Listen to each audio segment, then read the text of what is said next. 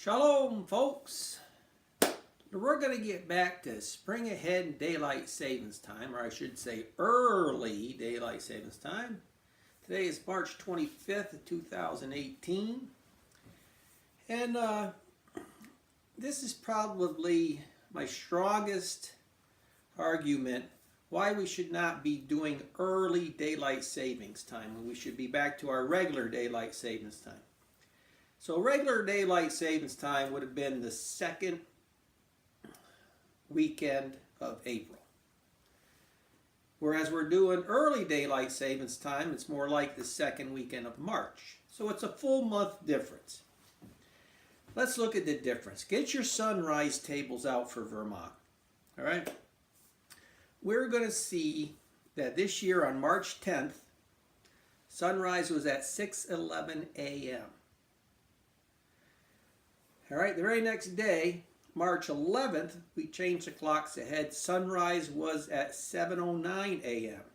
All right, almost an hour later, 2 minutes shy of an hour later. So if we look back in the winter to see where 7:09 previously was, that's January 31st. So what we did on March 11th was put ourselves back into January 31st, the middle of winter. And this is what I'm proposing we don't do. Reason being, for one reason, that's a 39-day shift back into the middle of winter when we are almost out of winter. We can see it's getting lighter. The days, it's coming. Springtime is coming. And what do? We throw ourselves back into the middle of winter, January 31st. Now, there's something else that happens in March, early March. You see, in Vermont, town meeting day is the first Tuesday in March. Okay? Just happens to coincide with when Vermont became a state admitted into the Union of the United States of America in 1791, I think it was. Okay. So, why do we do town meeting day in early March? Does anybody know? You might not know this. I think it's because, okay, I could be mistaken on this, but I'm pretty sure it's because in early March, you see, everybody's getting pretty ornery because of the long winter we just been through. So let's get together for town meeting day and we'll hammer on each other and holler at each other. Tell you you're crazy over there, whatever, all day long. And town meeting day, everybody gets it out of their system. So after town meeting day, it's all done. You go home and you know what? Get up the next day, And you know what? It's getting lighter out. It's like, hey, you know what? Springtime's coming. This ornery winter is almost done with. And everybody, few days later, hey, let's get together. Hey, yeah, boy, I give it to you at town meeting. Yeah, I give it to you too. Yeah, we have voted. Yeah. Everybody's happy because springtime's coming. So, what happens now that we do early daylight savings time? Well, now, everybody is just getting over town meeting. Spring's come, and what happens? Whew, whoosh. Back into January, the middle of winter, back into ornery January. Well, that doesn't go over too good because everybody's just getting over town meeting because it's getting springtime and nice. Now we go back in the middle of winter, we get more ornery. And it just isn't a friendly situation. So, let's get away from this ornery thing. Now, what else happens? People with heart disease, scientifically known, it affects people with heart disease. People with depression, throws them right back into depression. People with any kind of head issue, messes with them.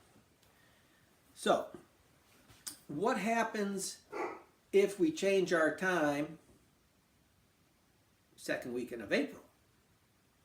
This year it would be April 8th. So, the day before, April 7th, it would have been sunrise at 5:20 a.m.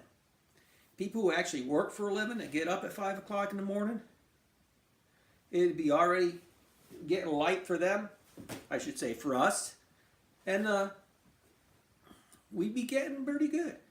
The next day, April 8th, sunrise would be 6:16. Okay, so that shift would have only thrown us back to equal March 6th. And that early March, if you remember, we just discussed this, is when everybody's saying, hey, springtime's coming, because it's starting to get light out. You know, so the April shift would have only shifted us back to feel like we were a few days before the spring solstice. A swing of 33 days. Plus, as we've already discovered, we would be nearing the end of the heating season, and we wouldn't be burning so much fuel. Plus, there'd be much more daylight. That early morning, yes, we would have added an hour of lights in the morning. But the light in the night would be really taking us right into bedtime, basically. So, the ease of the hour change occurring the second weekend in April, equating to a March 6th change, versus changing the second weekend in March, which equates to a January 31st change, is quite immense. See, the later change, you're still experiencing springtime and warmth coming. The other one in early March, it's winter to deep winter.